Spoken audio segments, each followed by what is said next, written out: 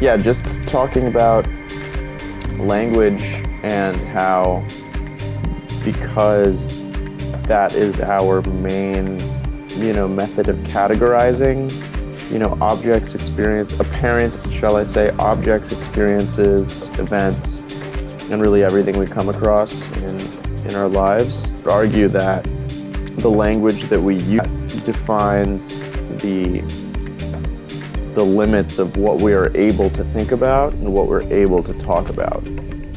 And so there's a lot of subtlety kind of when you get into that stuff. So I guess there's two scenarios, one of which is pretty rare, is that the person is aware of this, but then it gets recursive because it's like, well, even if I'm aware that everything I do, and in fact everything I'm able to do and think about and talk about, is defined, or should I say constrained, by the programming that my neurology has received from using language to interact with the world. Because it's like, if you have a certain thought or abstraction that comes to you, but there's no way to say it, then you, over time, behaviorally, you're conditioned that you're just like, well, I'm not going to bother with that, and as someone who speaks two languages, there are certain things that are frustrating to try to express in a particular language, but then in a different language,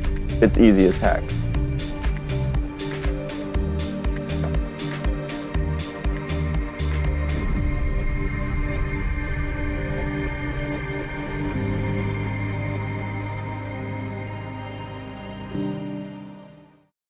I would argue that human languages are exactly like programming languages.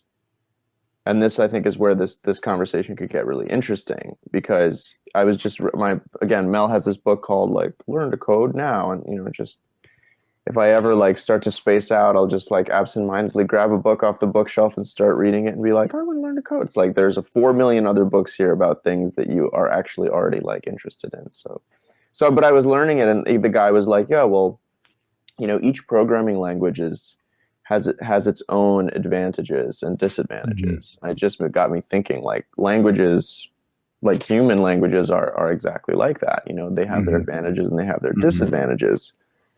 And so, it's a tool, and you can use, if you know how to use a tool well, then you can use that specific tool to accomplish specific things that tool is well suited for. Right.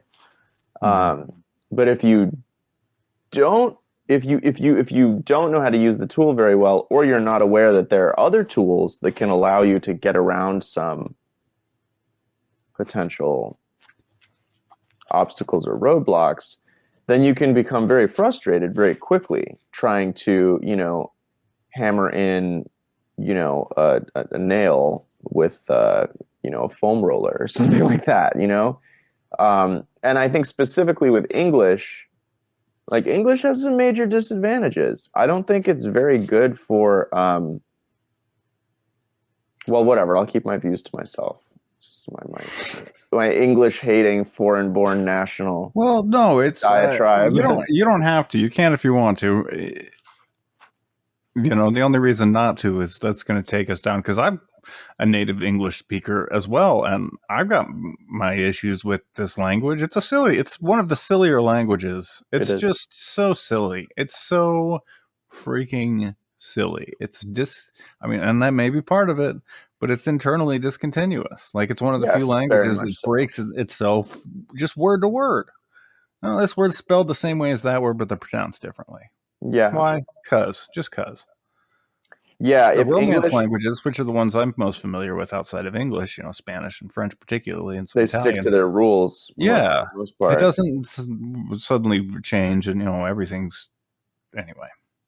Yeah, I was going to say, no, I agree with you. If English, if we were to classify English according to the DSM, it would definitely be bipolar or maybe borderline, because it's just without warning. Everything's out the window, and it's just totally not does not honor its own rules or pre-established precedents. It's like, well, why do we do this way? And it's like, oh, well, this is another of the 40,000 random exceptions where we just do this for no reason, and then And you have to memorize it. To go maybe one step further, look at it in a slightly different light anyway, it's almost psychopathic in that it says, do this. Why? Because we said so, because language is completely ridiculous. It's completely nonsensical. You'll never understand it. Take our word for it that this is when it does this is when it does that.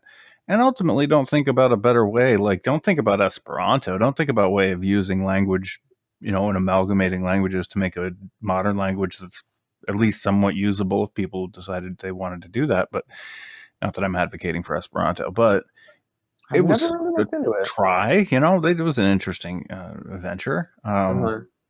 But yeah, it's very like tyrannical, like just do it because that's the rules of English kind of language, in Right. my opinion. It fits really well with a lot of other tyrannical things that we are. Yeah, whereas the Romance languages tend to be like, do it because that's just makes more sense. Like Right. it's just logical to do it that way. Right. Teach a man to fish versus teach a man to fish. And then when he tries to fish, you say, no, no, no. Didn't you get the memo? This week, we're doing this random fucking thing that makes no sense. So take note. You better be ready next week when we do the next random fucking thing that makes no sense. There's no consistency. And then that's why I think it's so difficult for immigrants, to learn it, and they get really frustrated. I guess for me, it was easy to learn it because I was like, oh, cool. I just have to memorize everything. Nothing makes sense. That's fine. I can do that. Yeah. So, and then I don't know, there is a certain intuitive sense, but the intuition that you have to have for like English spelling and stuff is very much like, what is this situation like? What is this situation sort of similar to? But then what other experiences do I have with like things just being randomly different? Yeah, and the whole silent E phenomenon is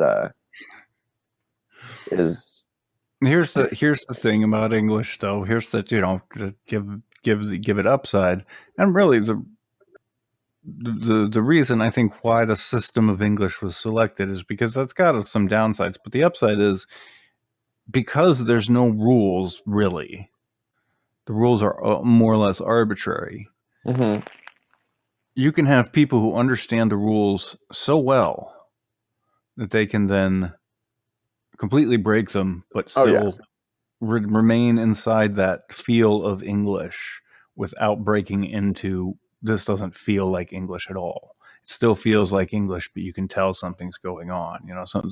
Somebody's doing something to the language, whether it's, E. Cummings or Ogden Nash or Shakespeare or whoever. Somebody's having fun, James Joyce, whoever. Someone's having fun with the English language. Someone's taking you on a ride. Someone's giving you a little, elbowed in the ribs about, hey, look at what you believe that we can do this? Right. They'll just let me print this? They'll just let English will get away with this? Oh, can you believe this? Yeah, I really like. So there's that aspect of it. It's interesting too because apparently prior to, and I'm not going to know the exact date, but prior to, like, because they changed English sometime between Old English and now, like, it was like a switcheroo, like they switched U and V. Are you aware of this? Mm-hmm. I can't say I'm like an expert on this, but prior to that, there was no standardized spelling of anything. Mm-hmm. And it was just sort of like, the only rule was mutual intelligibility of like, well, spell it in a way that I'll understand what word you're trying to use and it's all good, and then it turned into sort of the way that it is now. But I love E. Cummings. I think his poetry is me too. Wild. Like, and it's funny, as a poet, I really don't like poetry that much. Right. There's so few poets that I'm like, yeah, he got it. I think there's more. I think there's more. I think there are prose writers who are better poets than poets in a lot of regards. Ain't that's that why the I was truth? back to James Joyce. Like, Right. yeah, he was writing in prose, sort of, but he was just having fun with all sorts of languages at once and just, fucking try to keep up or don't. I don't really care. I'm Irish and I'm drunk, so fuck it. Right. We're just gonna go with it and have fun. Yeah, E. Cummings. There's anyway. But the just to kind of fill in the timeline as far as I understand it. I'm not an expert on this, so I could be wrong, fairly Well, wrong. that's a relief. Neither of But us are expert. as far as I understand it, that kind of transition was happening in the late 1400s and into the 1500s as the so you have to kind of look at the what was going on in the world at the time. And again, this is conventional history, so that's my source. It's just a kind of conventional history narrative. Mm-hmm. As I understand it, and based on books I've read, and I'm trying to think of what's a good book of that time, but I'm thinking particularly about the time of King Charles and King Charles II, Mm-hmm. for whom the Cavalier King Charles dog is named after, by the way. This is King Charles II. Anyway, King Charles was the one that got deposed by Oliver Cromwell, and so King Charles II was the one that was kind of coming back to like repossess the English throne for the English monarchy. And he was really trying to make it so that something like Cromwell could never happen again. What he did was he looked over at the Dutch and what they were doing with the Dutch East India Company. Was like, I'm going to take that over. And so they basically just hoodwinked the Dutch out of their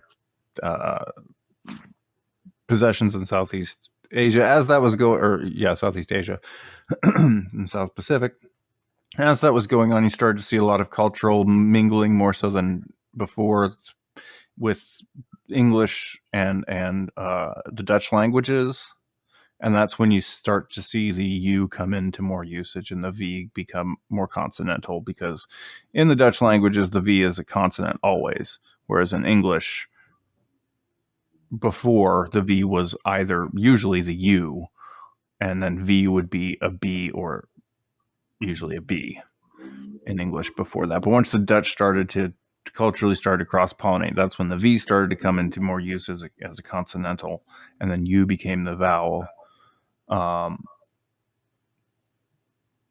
then that was kind of So it was. I'm sorry to cut you off. It was the reverse before. V was the vowel and U was the consonant. U was not in the language as such. Okay. V was the U. Right. There was no V. If you needed the V sound, it would be a B almost always. B as in boy. Right. Yeah, that's really interesting, because in studying, well, no, I'll put this. Keep going. Keep going. That shifts in the 1500s. Okay. That's kind of standardized, or excuse me, in the 1500s. That kind of gets standardized with the King James Bible coming around the early 1600s, and then Shakespeare as well. Shakespeare and the King James Bible were, in my understanding, my theory at least, again, could be dead wrong.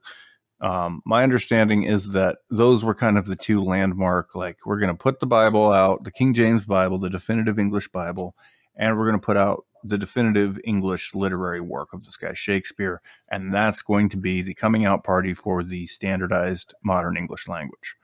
And it took some of those elements that were changing in the 14 and 1500s and took those and then added whatever elements, in order to create this language. Because really, the predominant modern English language was created by those two works, the works of the Bible and the works of Shakespeare. That's basically where English comes from, are those two works. So anyway, but then, okay, so then the next iteration of that, and then here's the next, so to kind of get the history out of the way. And there's a pretty good movie on this with Mel Gibson, and I can't remember who else is in it, from the last couple years, and I don't remember the name of the movie if it comes to me. But it's basically, and there's a book. I read the book several years ago. I don't know if the book and the movie if the movie was based on the book, but it's basically the book I read, and then the movie is kind of the narrative of it. But how did they form the dictionary? And so it's the story of the Oxford English Dictionary being formed, and that was in the 40s, maybe 50s, something like that, maybe 60s. So the idea of the English language even coming from, Shakespeare and the Bible, then it really, really got codified in the 1800s with the Oxford English Dictionary, because it took some of the other things, like you were talking about, like regional differences in spelling and pronunciation, and totally standardize them in dictionary form, because there would be even disparities within Shakespeare works, work to work, and how a word might be spelled. He might spell it one way or another way in order for, the meter of the line to add Exactly. up Yes. correctly or Right. whatever. Whereas in the Bible, it might be spelled, one way throughout or what have you. But so that with the Oxford English Dictionary, and that was, essentially a bunch of old white guys deciding what words would be allowed to be English and what wouldn't. And it's a pretty fascinating undertaking. Just the thing that's interesting to me about that story is just the whole idea of how there's never been a collection of all the words in any language. Never had a dictionary up to that point. To even have the idea that we should get all the words together and put them in a book, that's a pretty impressive idea. But then to figure out how you would even go about figuring out what all the words in a language were, that had never even been conceptualized. So that's just crazy that that undertaking. And again, if it happened in the way it did, and this is the history as I've read it, and it could be totally wrong. Somebody could be totally lying to me. But if it happened the way it did, that's really quite incredible.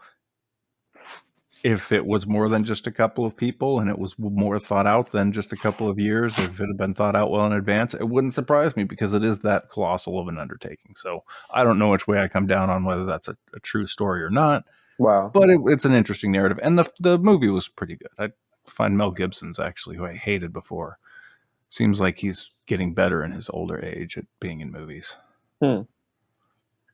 Wow, that was definitely the most impressive thing I've ever heard that was prefaced with "I'm no expert, but." Well, that's the thing. But I read these books, and I don't, a lot of books like that I'm not reading source history. I'm reading second, people that are writing a book with maybe a few footnotes or maybe even a lot, but I don't think for that one it was more written for the story. And there's a lot of really great books that are written, probably true, but I don't know. They're more written for the story. How would you know? And some of those history books for me are fun to read, but I just try and keep in mind, like, this is not the kind of book where the author is going into detail, citing sources, this person's private letter, blah, blah, blah. Here's where you can find a copy of it. So it's an interesting story. I don't know if it's true or not. So that's why I say I've read this one book. It doesn't make me an expert, because I don't even know if the book's true.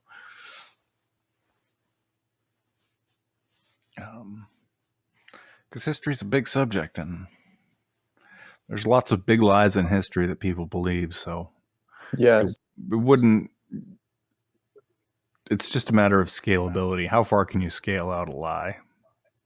And so, just to before I forget, that's as few words as possible. I was going to say it's interesting that, as you said, and so in Elizabethan England, that's sort of when all of this undertaking, well, it was commenced, if you will, of like standardizing and really gathering. It's almost like gathering the Jewish people. It's like there's been a diaspora. There's some words over there. There's some words over there. Like, we got some words we borrowed from French. We got some words like we're kind of just and so it sounds like English was really more of like a jargon, like a it was in the process of evolving towards something. And I've heard certain linguists describe English as really essentially like a very low form of Germanic slang almost. Yeah. At least prior to that point. But then, oh my God, this cat is going ballistic right now. He's very needy. Anyway,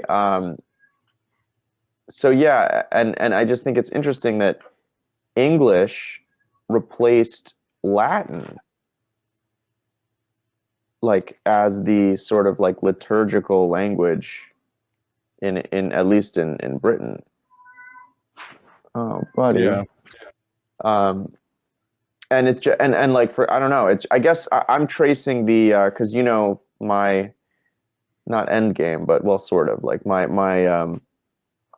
thing is, I want to incorporate the idea of like language as code and the idea of gematria. And I think that in order to sort of like establish that, you have to establish like the thread, right? You know, because we have, oh, and it's interesting too, the thing that you said about V, I wanted to bring this back. Glad I didn't forget. So there are sort of like original sounds, if you will, because I was doing some research, you know, a few months ago that I might have talked to you about. Into, you know, just the origins of language, or at least the languages that we are familiar with in the West, in the language sort of groups that we, you know, deal with, and it really, you know, it gets a little murky when you get back to, you know, there are a few candidates, right? Because, you know, there's a point in history where it's like East, West, you know, that's not how the world was divvied up, and, you know, people didn't think of it that way. No. Anyway, and yeah, and so there's in these root languages, if you will, or I'll specify in Paleo Hebrew, which very much seems like the root language, or again, at least it's a very good candidate in that it's very difficult to determine what came before it, or to sort of posit like a predecessor language. And in that language, so, and if you, so, and this is why, for example, you know, if you get into gematria or whatever, there are all these different ciphers, right? And you get into like numerology and such and such. And most of the numerologists that I have, well, come down then, come, that I have interacted with, you know, worth a shit. Not that I like have enough knowledge to make that judgment, but this is kind of how they said it. They mainly use one cipher, and that cipher is the system of numerology, I guess I should say, because ciphers are more for gematria. They use the Chaldean. I'm never sure how to pronounce that. How would you pronounce it? Chaldean or Chaldean? Chaldean. Okay, great. I'm in good company. So, yeah, they use the Chaldean cipher, which Chaldean if you're French. So you could actually pronounce Chaldean. Chaldean, Champollion. But anyway, they use this cipher almost exclusively, even to decode words, you know, in English. And it's like, damn, it's been a while since we were, you know, in any kind of a Chaldean setting. But the reason, in my mind, is because that is the earliest form of the earliest arrangement, the earliest recoverable arrangement of the phonemes that our language is derived from. And if you want to, you know, get mystical with some ancient shit, you should find the ancient version of said shit. Otherwise, you're working with a translation or a copy of a copy of a copy that's, you know, like got rearranged by Francis Bacon somewhere, you know, in a back alley off Sesame Street, and you don't know what you got. You know what I mean? You have V coming into the mix. V is not a sound that existed in the ancient world. You know, you have J, which is like, what the fuck is J? I'm sorry. What is that? That did not exist. There's no reason for it to exist. You know what I mean? At least the way that in English, how it can, you know, it makes it, I don't know, it just doesn't make sense. Because, like, you know, you have words that start with J, like jury, but then you have George, and it's like, what are we doing, guys? You know, or then you have Spanish where the J is the Y sound, and it's like, well, we already and if you want J, it's either CH or AA, which really isn't. Right. You're pronouncing it hard like Castilian AJ. Right. It's just Castilian pronunciation. But yeah, so then it's a ch. Right. But yeah, so so I was gonna say, I think it's really interesting that, you know, these languages have been, you know, edited a great deal. And, you know, I guess you could say both things take place, right? There is, of course, a natural evolution of language, but much like, you know, the evolution of, he likes to cuddle and then just bite you out of nowhere. Stop it. Get off of me. Yeah. I've had plenty of cats like that. Yeah, he's very sweet until he just attacks. My friend is like, he's definitely a Scorpio. Um, so, but yeah, what I was going to say is I think it's kind of like, if you think of like edible plants, it's like they do evolve on their own, but then if someone's like, oh, actually, I feel like this is already really good, but if we kind of tweaked it a little bit Mhm. and sort of like selectively bred and what we see in use or, like kind of growing wild, then we can really, make it into something that'll be very useful for us, and we can sort of streamline it and Mhm. really, really make it into something that, that is a product of our kind of like engineering, if you will. And I think language is very similar. And it just, that's kind of the main theme or realm that I wanted to sort of like float around in during this conversation is like, what is language? Kind of, and I like when you and I do that thing of like giving our own definitions of stuff. I feel like that's a great opener for any conversation, like what is language? Um, you know, what is our own personal relationship to language? Um, how do we use language to actually express ourselves, right? And then I guess the third portion would be how often do we actually think about or sort of allow ourselves to sort of muse on um, you know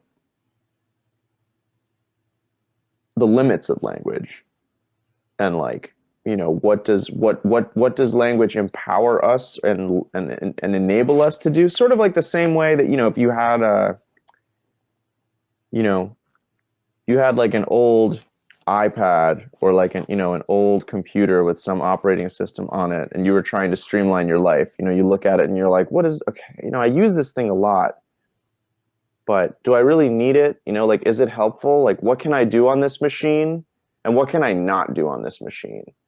you know um, you're trying to interact with someone. It's like, well, I can't run Signal on it, it's too old. What can I use? Mhm. I can do like Hotmail. It's like, well, I don't, so it's, I feel like this is kind of one of the reasons I wanted to bring this up today. I feel like we're overdue for, as a society, for just like a little bit of an inside look at like, you know should we just keep using these things that we sort of like end up in?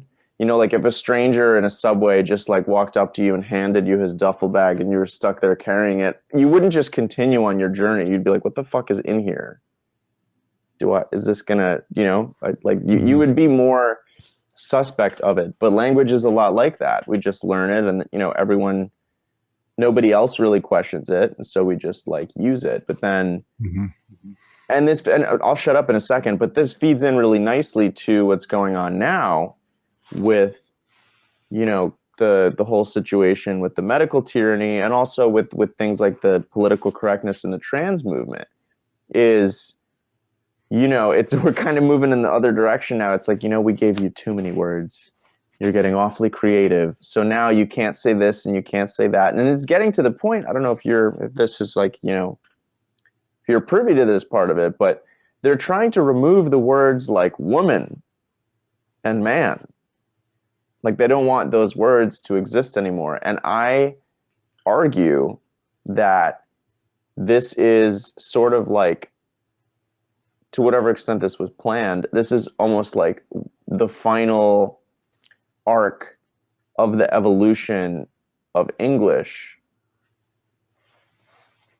wherein the words that refer to, and this actually connects really well, I think, with natural law, or specifically with that book, The End of All Evil, which I'm sure you've read, about unnecessary complexity, where like we're getting all of these words and phrases that describe totally unreal things that have no basis in reality and are just complex and confounding and quite frankly exhausting, like uterus haver, prostate owner, like what the fuck, like how did we get here, 2021, it's a scary place, and yet we're trying to remove things, man or woman, which is just a very simple word that refers to that very essentially needs no explanation. You can be like, this word is for that, looks like that, so I don't know, I just thought that was really interesting, and I think if they are trying to remove words from our collective vocabulary, then it's very clear that language can be used to control discourse and to control what people are and are not able to articulate, and as a result, what people are and are not able to visualize. So I'm done with my TED Talk. Oh, there's a lot of good there, a lot of important points there. So yeah, I think the words,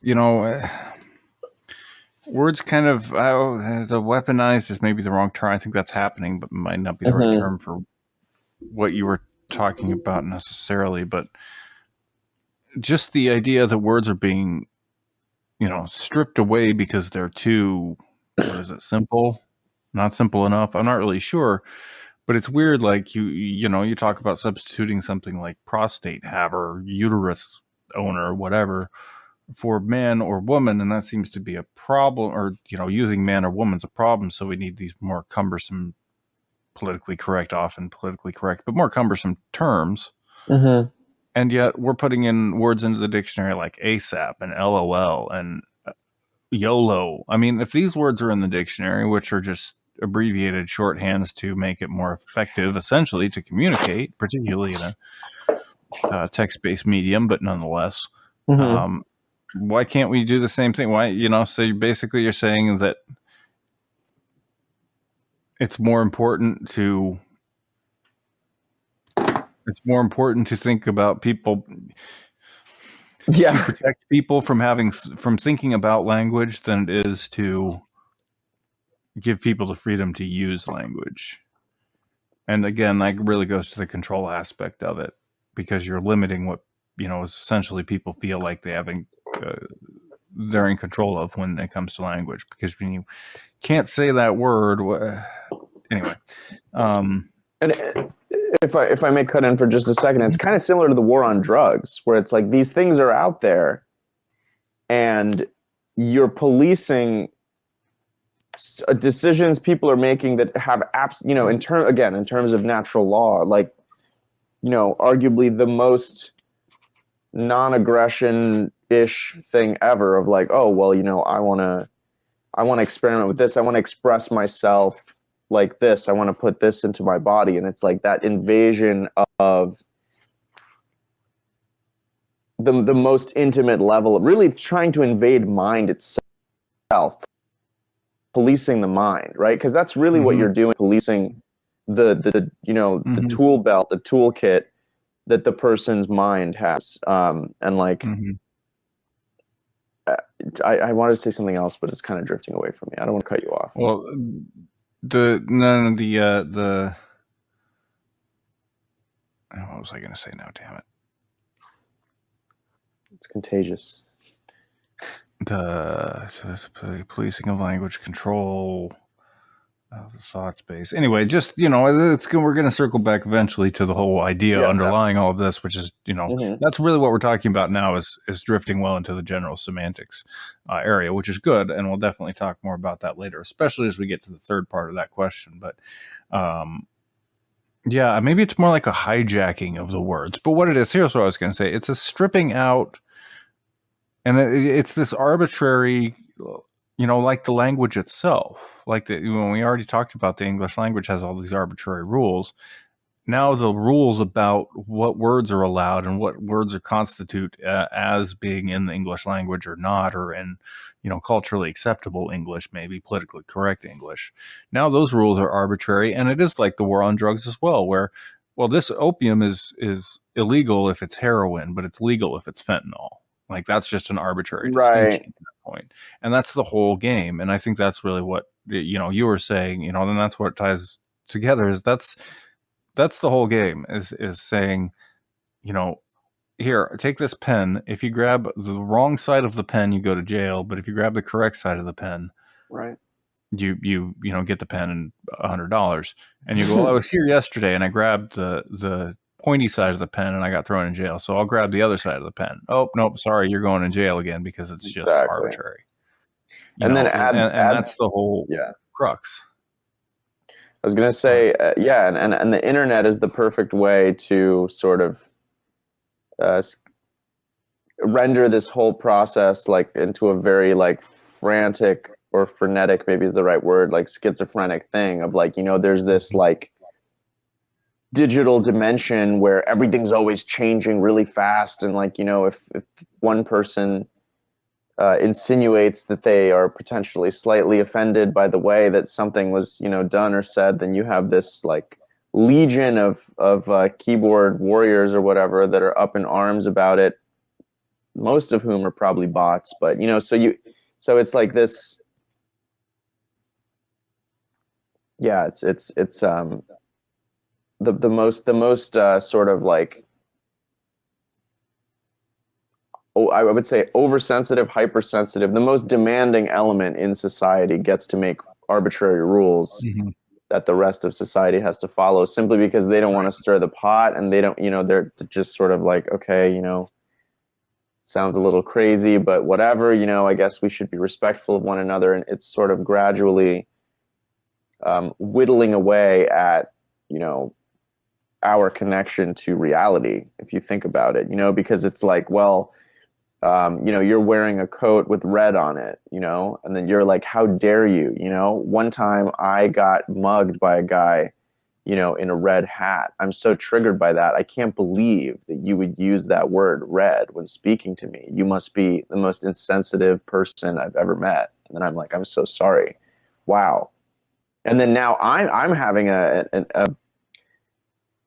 experience of anxiety. And so gradually you're literally deleting parts of reality because people just don't want to engage with this craziness anymore, and it's like, it gets to a very like 1984 kind of a place, where the improved linguistic trap of a statement like that. And here's the beauty part of language. That person just told you exactly what they were thinking, exactly how they saw the world, and exactly how they expected people around them to see the world, which is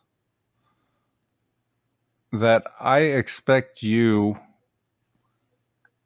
to see the world in such a way where you are the most insensitive person in the world, as opposed to the other possible perspective, which could be valid, which is you are a normally sensitive person or insensitive. Right. And I, the person who is so offended, happens to be the most sensitive person in the world. Because if you're the most insensitive person in the world, that implies the speaker is zero, normal. Right. However, if that person is -1, well, that might bring the ratio of sincerity, skew that ratio, or skew, that percentage. So it could very well be that, no, it's not. And you said it right in the words that you're the most insensitive person.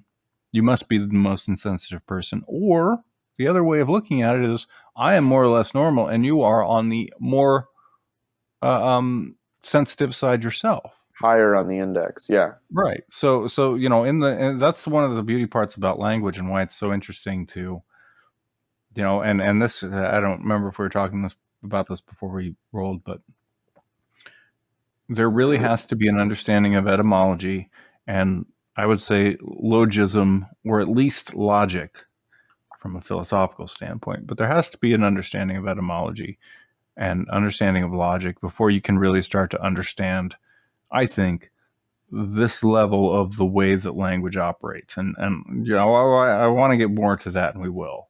But let's go back a little bit and look at these questions to kind of set the stage, because, again, is what we're building into is talking about, I think, really general semantics and other things related to language and how we use it. But one of the important things in general semantics is, as you're starting to discuss something, make sure that you're outlining your terms in as precise a way as possible, so that there's no misunderstanding between a person coming in with preconceived notion of what a word means and then someone who's listening to that with a completely different notion of what that word means. And that's something that, will come up a lot as well. But so let's start out and kind of go through these. But so let's start out with defining what is language, at least for the purpose of this conversation. If you'd like to start, or I probably could. Sure. Yeah. Well, I mean, I guess to me, language is a technology that enables individuals of a particular species to organize, categorize, label, and package their experiences, observations. I want to say thoughts, but I actually believe that language is a precursor to thought, at least insofar as we imagine, what we think of thought to be. It allows one to package and sort of communicate and exchange sort of like items or instances of experience with others of their species, social group, tribe, whatever. And so language is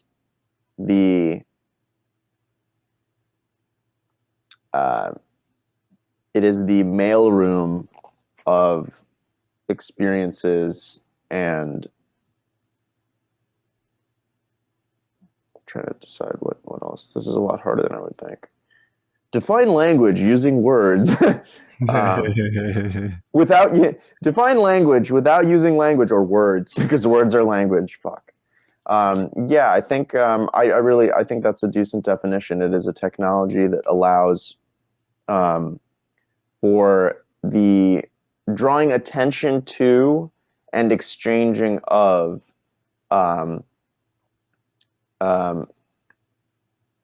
experiences, events, and such that seem to possess an inherent uniqueness or individual distinction from one another, and it basically it allows for progressive refinement and specification along certain lines. Mic drop. I'm gonna leave it at that. I feel like that's decent. Yeah, no, that's the technology. The idea of the technology, that's a really excellent thought. I would say, to try and make it succinct, that it's a technology that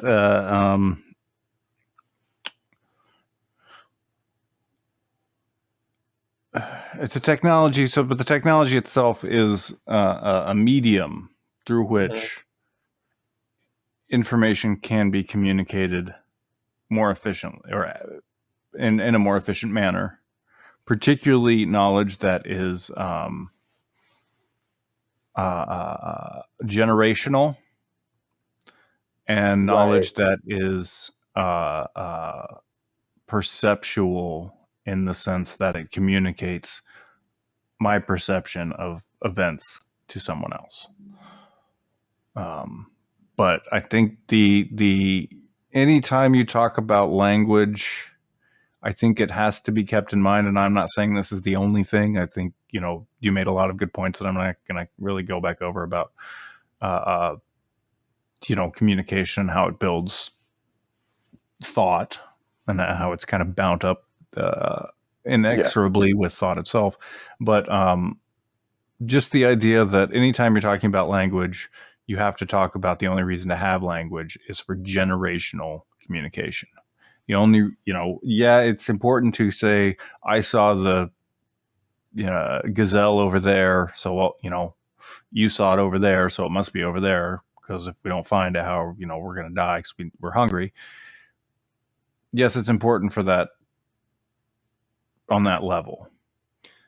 But at the same time, that gazelle hunt only happens because of the generational language that was able to, the language that was able to communicate the generational information from, hey, go over in this area, that's where the gazelles are. Take this type of instrument to go about this technique in order to hunt them and to trap them and to et cetera, et cetera. So whatever language is, it's a bootstrap so that people don't have to learn everything from the ground up every time they're born. I Um, really like that. and yeah, it's all those other things, and that that's I'm trying to kind of keep it at the most root possible, because from all those from that grows all those other things that you're talking about, because that's what it essentially, that's not necessarily an issue. It becomes an issue. Language becomes a tool that can be misused when you lose sight of the fact that this is what it is, that this is Reason all for it is used existing. for, and it's just a tool. It's ever evolving. It's,